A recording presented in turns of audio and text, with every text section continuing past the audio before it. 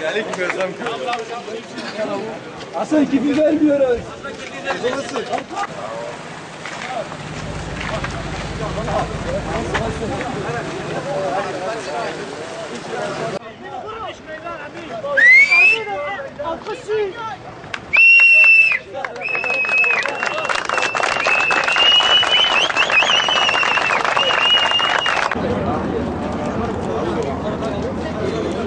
Çek abi çek.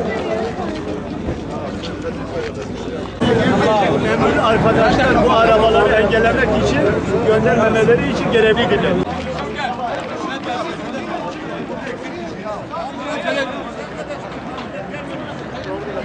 Kapatmanız suç teşkil eder. Yapmayın. Hakkınızı kullanmak istiyorsanız, basın açıklaması istiyorsanız, basın burada zaten. Buyurun. Ama lütfen istirham ediyorum. Kazaya sebebiyet vermeden Bak yolu komutanım, boşaltalım. biz de burada siz jandarma olarak müsaade et biz de konuşalım.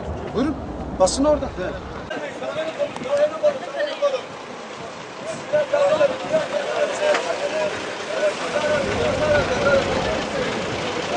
Geri çıkın.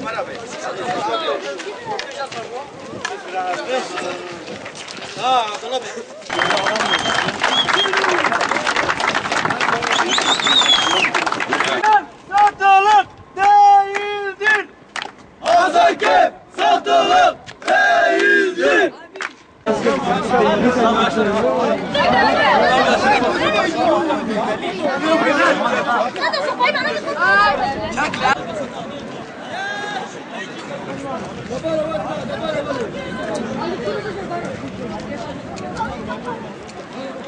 Sen istirhamı